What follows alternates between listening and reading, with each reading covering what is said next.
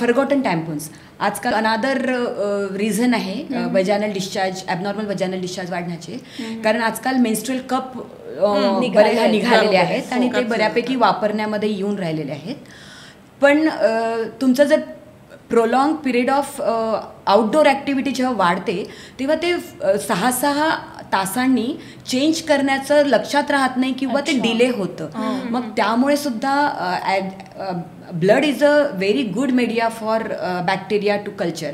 आणि मग 6 तासांपेक्षा जास्त वेळ जर हे टॅम्पून्स तिथे राहिले किंवा कप तिथे राहिले तर ते इन्फेक्शन करायला लागतात. आणि don'ts which can help you prevent abnormal vaginal discharge. कॉटनचे लूज अंडरवेअर्स वापरायचे.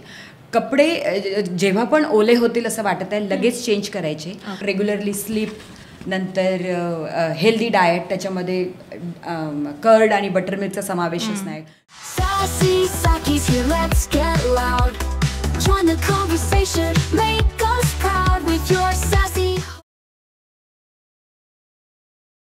नमस्कार, सॅसी सखीमध्ये आपलं स्वागत आहे. एक असा फोरम जिथे we believe in bold conversation and real connections. So आजचा आपला जो विषय आहे it has been a taboo till date. म्हणजे भारतातल्या जवळपास 30% महिलांना ही कंडिशन अफेक्ट करते, पण त्यावर ओपनली बोलल्या जात नाही, डिस्कशन्स केल्या जात नाही. आणि तो विषय म्हणजे वजायनल डिस्चार्ज. आपण हेअर केअर, स्किन केअरबद्दल अगदी ओपनली डिस्कस करतो, पण वजायनल डिस्चार्ज म्हटलं की लगेच अनकम्फर्टेबल होतो. आणि म्हणून या विषयावर आज आपल्यासोबत चर्चा करण्यासाठी आहेत doctor Suruchi Chaudhary, who is consultant obstetrician gynecologist and working from almost like 20 years. Welcome Suruchi. नमस्कार. सो सुरुची, मी असं कुठेतरी वाचलं होतं की वजायनल डिस्चार्ज हा हेल्दी असतं, म्हणजे rather it prevents you from vaginal आणि युरिनरी ट्रॅक इन्फेक्शन्स. सो तू याच्याबद्दल काय सांगशील? बरोबर आहे. वजायनल डिस्चार्ज हा नॉर्मल असतो. जसं आपल्या तोंडामध्ये सलायव्हरी ग्लँड्स असतात ज्या सलायवा सिक्रेट करतात, त्याचप्रमाणे वजायनामध्ये रॅदर सर्व्हायकल ग्लँड्स असतात ज्या सिक्रेशन्स सिक्रेट करतात आणि त्या वजायना थ्रू पास होतात. तर हे सिक्रेशन्स हे जनरली त्या वजायनाला मॉइस्ट ठेवण्यासाठी किंवा ॲज अ ल्युब्रिकेशन म्हणून ड्युरिंग सेक्शुअल ॲक्टिव्हिटी ल्युब्रिकेशन म्हणून पण काम करतं. आणि it's a वजायना is a self cleansing organ. हे वजायनल सिक्रेशन्स त्याच्या वजायनाच्या वॉलला क्लिअर करत राहतात. त्याची जी pH असते, जी ॲसिडिक राहायला पाहिजे, ती pH ॲसिडिक करण्यासाठी सुद्धा हे वजायनल सिक्रेशन्स मदत करतात. त्यामुळे जो डिस्चार्ज हा एका पर्टिक्युलर पिरियडमध्ये येतो आहे, क्लिअर आहे, ट्रान्सपरंट आहे, त्याला काही फाऊल स्मेल नाही आहे, हा नक्कीच नॉर्मल वजायनल डिस्चार्ज असतो. ओके. तर हे झालं नॉर्मल वजायनल डिस्चार्ज. मग ॲबनॉर्मल वजायनल डिस्चार्ज काय असतं? हो, हे गुड क्वेश्चन. कारण आपल्याला जर नॉर्मल आणि ॲबनॉर्मल डिफरन्शिएट करता आलं तर मग कधी डॉक्टरांची हेल्प घ्यायची आहे किंवा कधी डिफरन्स कळत नाही, तर मग कधी आपल्याला तिथे you need an medical help तर आपण ते जाऊ शकतो. तर ॲबनॉर्मल वजायनल डिस्चार्ज म्हणजे जो थ्रू आउट द सायकल येतो. जसं मी आत्ताच सांगितलं की नॉर्मल वजायनल डिस्चार्ज हा पर्टिक्युलर पिरियडमध्ये, म्हणजे start of your menstrual cycle to up to the ovulation period, म्हणजे 14th period of your cycle, जो डिस्चार्ज येतो, जो clear, transparent, without any smell असतो, तो नॉर्मल आहे. या व्यतिरिक्त जो थ्रू आउट द सायकल तुम्हाला डिस्चार्ज येतो आहे, it is associated with some symptoms, irritation आणि its colour, change of colour. त्या डिस्चार्जचा जर चेंज झालेला आहे, कलर चेंज झालेला आहे, तर याला हा ॲबनॉर्मल डिस्चार्ज आहे. So you have to take a medical help for that. So जसं तू मेन्शन केलं की vaginal up to certain extent vaginal discharge हा हेल्दी असतो, तर मग जो ॲबनॉर्मल डिस्चार्ज होतो त्याचे काय कॉमन कॉजेस असतात? ॲबनॉर्मल वजायनल डिस्चार्जचा मोस्ट कॉमन कॉज हे बॅक्टेरियल वजायनोसिस आहे. जसं आपण आधीच सांगितलेलं आहे की नॉर्मल वजायनल डिस्चार्ज जो येतो, तर हा नॉर्मल वजायनल डिस्चार्ज हा तिथे असणाऱ्या हेल्दी बॅक्टेरियाजमुळे असतो की जे वजायनामध्ये ऑलरेडी प्रेझेंट असतात. पण काही सर्टन कंडिशन्समध्ये त्याची जेव्हा ओव्हरग्रोथ होते तेव्हा हे नॉर्मल हेल्दी बॅक्टेरिया एक्सेसिव्ह प्रमाणामध्ये वाढतात आणि ते सिक्रेशन्स करायला लागतात. तर ही मोस्ट कॉमन कंडिशन आहे, त्याला आपण बॅक्टेरियल वजायनोसिस म्हणतो. Then vaginal candidiasis. This is another common condition की ज्याच्यामध्ये ॲबनॉर्मल वजायनल डिस्चार्ज असतो, but it is associated with some itching and irritation. त्यानंतर सेक्शुअली ट्रान्समिटेड डिसीज जे आजकाल कॉमन झालेले आहेत, बिकॉज लिव्हिंग रिलेशनशिप्स आजकाल खूप वाढलेल्या पण आहेत. आणि त्याच्या व्यतिरिक्त लेडीजचं सेक्शुअली ॲक्टिव्हिटी करण्याचं वय देखील कमी झालेलं आहे. तर त्याच्यामुळे आणि मोनोगॉमस रिलेशनशिप्स आजकाल नाही राहिले. अर्बन एरियाजमध्ये तर आजकाल मोस्ट कॉमन आहे. तर त्यामुळे मला असं वाटतं की STD हे बॅक्टेरियल किंवा वजायनल ॲबनॉर्मल वजायनल डिस्चार्जचं एक मोस्ट कॉमन कॉज आता इमर्ज व्हायला लागलेलं आहे की यायला लागलेलं आहे. त्यानंतर फॉरगॉटन टॅम्पन्स आजकाल अनादर रिझन आहे vaginal discharge, abnormal vaginal discharge वाढण्याचे. कारण आजकाल मेन्स्ट्रुअल कप निघालेले आहेत आणि ते बऱ्यापैकी वापरण्यामध्ये येऊन राहिलेले आहेत. पण तुमचं जर prolong period of outdoor activity जेव्हा वाढते तेव्हा ते 6 तासांनी चेंज करण्याचं लक्षात राहत नाही किंवा ते डिले होतं. मग त्यामुळे सुद्धा blood is a very good media for bacteria to culture. आणि मग 6 तासांपेक्षा जास्त वेळ जर हे टॅम्पून्स तिथे राहिले किंवा कप तिथे राहिले तर ते इन्फेक्शन करायला लागतात आणि that is again the cause for. Right. मला एक प्रश्न आहे इथे, ते कप्स जे आपण म्हणतोय, सो नॉर्मली आपण जे पॅड्स यूज करतो सो त्याचा पण टाइम पिरियड 6 आवर्स आहे? बिलकुल बिलकुल.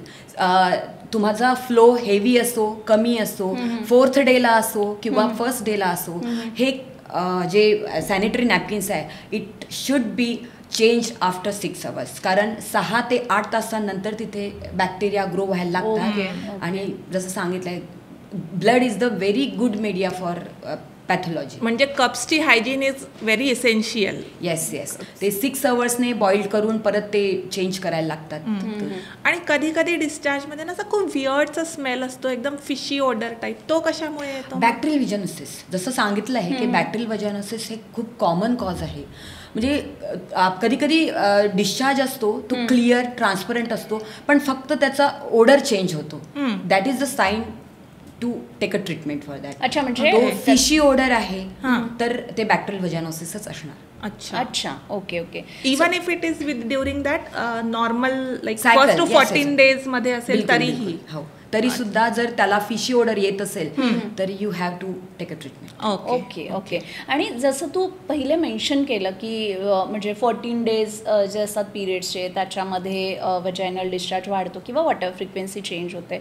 So does it change with age किंवा तुमचा मेनोपॉजचा जो पिरियड आहे किंवा प्युबर्टीचं जे एज आहे किंवा प्रेग्नेन्सीमध्ये तेव्हा काय हे असतं वजायनल डिस्चार्जचा? Does it change? हो, नाही. पहिले सुरुवातीला प्युबर्टी इज अ कंडिशन की जेथनं it's a very common to have a discharge after puberty. Hormonal spikes होऊन जातात आणि त्याच्यामुळे रिप्रोडक्टिव्ह ऑर्गनचा ब्लड सप्लाय वाढतो. त्यामुळे प्युबर्टी नंतर वजायनल डिस्चार्ज येणं हे कॉमन आहे. ती भलेही ती सुरुवात असो पण प्युबर्टीमध्ये जर डिस्चार्ज येत असेल तर बरेचदा तो म्हणजे येतात असे पेशंट्स येतात, आया एकदम घाबरून येतात की पॅन्टीला आजकाल डिस्चार्ज दिसायला लागलेला आहे. तर प्युबर्टी नंतर सुरुवात असते.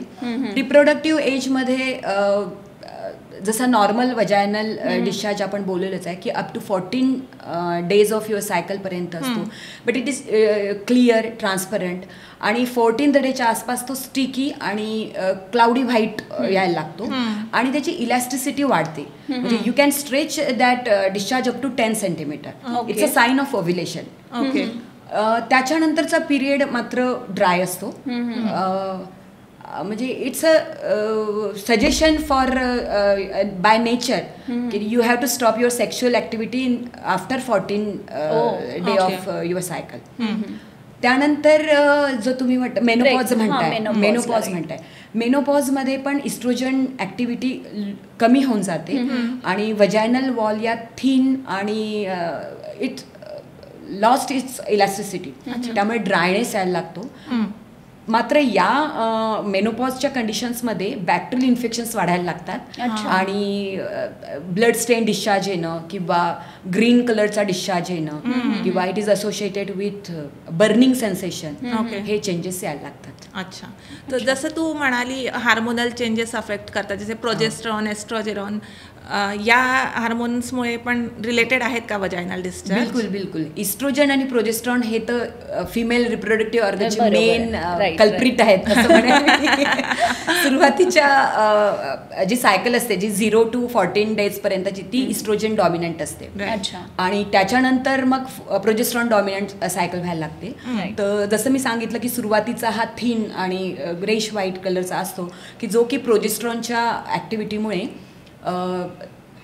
इट इन्क्रीजेस इट्स इलॅस्टिसिटी आणि क्लाउडी व्हाईट कलरचा व्हायला लागतो. सो सुरुची असे काही मेडिकेशन्स आहे किंवा कॉन्ट्रासेप्टिव्ज आहे की विच अफेक्ट्स वजायनल डिस्चार्ज किंवा ज्याच्यामुळे ॲबनॉर्मल डिस्चार्ज होऊ शकतो असे काही हो आहेत? हो बिलकुल. जसं ॲबनॉर्मल वजायनल डिस्चार्ज जर आपण पहिले घेतलं तर over use of antibiotic.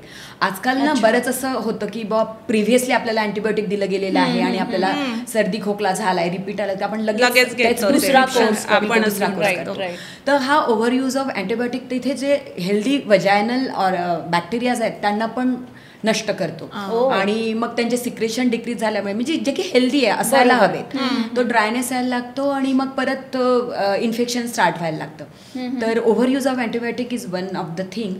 Then second oral contraceptive म्हटलं तू तर त्याचप्रमाणे ओरल कॉन्ट्रासेप्टिव्ह पण त्या एरियाला ड्राय करतात कारण ते लो डोजमध्ये हार्मोन सिक्रेट देत असतात आपल्या शरीराला.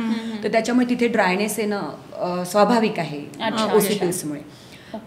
थर्ड थिंग अँटी डिप्रेसंट्स आहेत काही अँटी हिस्टॅमिनिक्स आहेत. बरेच लोक ॲलर्जिक म्हणून अँटी ॲलर्जिक म्हणून हे गोष्टी वापरतात तर हे मेडिकेशन्स वापरतात. तर त्यामध्ये सुद्धा ड्रायनेस ऑफ वजाना येऊन तो आपल्या सिक्रेशन्सला हे करतो. Chemotherapy is one of the another drug for change of vaginal discharge. अच्छा. जर जसं तू अँटी ॲलर्जीज म्हणाली जसं फॉर एक्झाम्पल माझाच एक्झाम्पल की मला खूपदा सर्दी होते which is kind of allergic तर त्याच्यासाठी sometimes I would take and all. तर अशा मेडिकेशनमुळे पण होतं. हो अँटीहिस्टॅमिन ना सिक्रेशन्स कमी करतात. मग सिक्रेशन्स कमी झाले तर ते ग्लँडला ॲक्च्युली ग्लँडचा ब्लड सप्लाय कमी झाल्यामुळे मग परत ग्लँडचे पण सिक्रेशन्स कमी होणार. त्यामुळे ल्युब्रिकेशन मॉइश्चरायझर किंवा to maintain the pH of that environment हे सिक्रेशन्सच काम आहे. ते सिक्रेशन्स कमी झाल्यामुळे आता हे बऱ्याच लोकांना माहिती नसतं की अँटी ॲलर्जिक जे एक्झॅक्टली आपण सर्दी झाली की लगेच घेतली आपली. Okay that's good to know. So along with vaginal discharge असे कुठले सिम्पटम्स आहे जे you know raise a alarm like नाही बाबा काहीतरी चुकीचं आहे गो टू डॉक्टर? बिलकुल.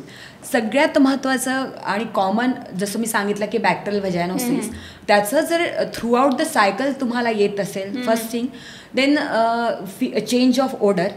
Second thing associated with itching. अच्छा. Itching irritation redness of that area किंवा आफ्टर सेक्स तुम्हाला मिरची टाकल्यासारखा दाह निर्माण होत आहे बर्निंग. तर हे पण एक अलार्मिंग सिम्पटम्स आहे. पोस्ट कॉयटल ब्लिडिंग म्हणजे आफ्टर सेक्स जर तुम्हाला ब्लिडिंग होत असेल तर that is another a warning sign for to see your gynaecologist. Okay. Menopausal लेडीजमध्ये किंवा after your 30 or 35 after sex जर ब्लड स्टेन डिस्चार्ज येतो आहे किंवा असं पण फ्रिक्वेंटली स्पॉटिंग होते आहे. स्पॉटिंग म्हणजेच ब्लड स्टेन डिस्चार्ज. तर मग you have to be cautious. So हे तू बोललीस कॉजेस आणि सिम्पटम्स जे आहेत ते काही लाईफस्टाईल फॅक्टर्स जसं की तुमचं डाएट किंवा तुमचं क्लोदिंग हे अफेक्ट करतं का? कारण माझ्यासाठी हे खूप नवीन होतं. क्लोथिंग ऍक्च्युली खूप डिफिकल्ट वाटतं. डेफिनेटली क्लोथिंग अफेक्ट करतं. जर तुम्ही टाईट कपडे घालत असाल आणि सिंथेटिक कपडे घालत असाल आणि प्रोलॉंग पिरियडसाठी जर घालत असाल ना तर नक्कीच तिथे मॉइस्ट आणि डॅम्प क्लायमेट क्रिएट होतं. जो पेरिनियल एरिया आहे तिथे एरेशन व्हायला पाहिजे आणि एरेशन जर झालं नाही प्रॉपर तर तिथे मग फंगल हायफी ग्रो व्हायला लागतात आणि it affects your vaginal health. Definitely it affects your vaginal. So fabric also matters कुठले घालतात? जनरली वजायनल हेल्थसाठी कॉटन सूट्स कॉटनचे क्लोथ ढिल्ले ढग्गे कपडे तुम्ही स्कर्ट घालू शकता. खूप कमी लोक घालतात ते. तर अशा काही क्लोथिंगमुळे आपण वजायनल हेल्थ मेंटेन करू शकतो. डाएटचं जर म्हणत असाल ना तर बटर मिल्क आणि कर्ड तुमच्या डाएटमध्ये इन्क्लुडेड असलं पाहिजे कारण ते जे लॅक्टिक ॲसिड बॅसिला नॅचरली प्रोव्हाइड करतं तर त्याच्यामुळे पण वजायनल ॲसिडिक pH मेंटेन राहते. तर डाएटमध्ये बटर मिल्क आणि कर्डचा समावेश करायला पाहिजे आणि कपड्यांमध्ये कॉटन क्लोथ्स. जसं तू आता म्हणाली की बटर मिल्क आणि कर्ड वगैरे are very essential to maintain vaginal health वगैरे. तर असे अजून कुठले नॅचरल होम रिमेडीज असतात की जे help to prevent abnormal vaginal discharge? Natural रिमेडीजपेक्षा मी प्रिव्हेंटिव्ह मेजर्स सांगणं प्रिफर करेल. 8 hours स्लीप प्रॉपर घ्या, डाएट तुमचा हेल्दी ठेवा, अनहेल्दी कळलं इन्स्टा रील नाही बघायचे लेटपर्यंत. Unhealthy junk food try to be avoided. Avoid alcohol and smoking. Late night जागरण, बरोबर, तेच प्रॉपर 8 hours स्लीप तुमची असलीच पाहिजे. पण आजकाल फार कमी लोकांची होत असावी 8 hours स्लीप. सो शुगर इंटेकला पण आपण थोडंसं कंट्रोल केलं पाहिजे, कारण आजकाल बिंज इटिंग फार झालेलं आहे. म्हणजे थोड्याच कालावधी मी आपण इतक्या कॅलरीज खाऊन घेतो की आपल्याला कळत सुद्धा नाही.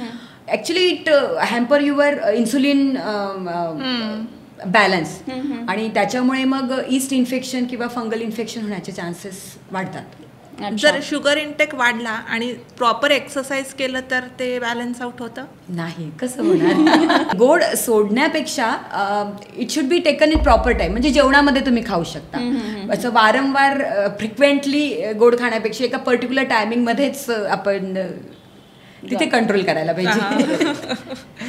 सो असं सुरुची असे काही इन्फेक्शन्स किंवा कंडिशन्स आहे का ज्याच्यामुळे ॲबनॉर्मल डिस्चार्ज होऊ शकतो and how to prevent that? बिलकुल बिलकुल.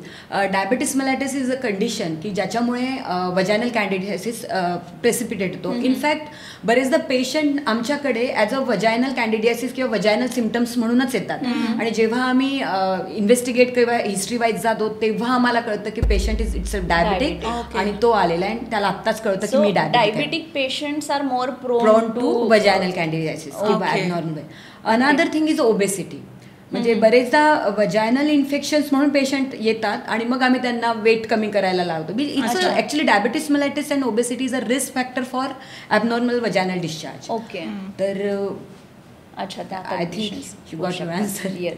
सो वजायनल डिस्चार्ज बेसिकली लेडीजमध्ये खूप मोठा प्रॉब्लेम आहे की खूप इझिली इग्नोर करतील वजायनल डिस्चार्जला. तर तुला इज इट अ सिम्पटम की अंडरलाईंग अजून काही क्रिटिकल कंडिशन असू शकते? नक्कीच.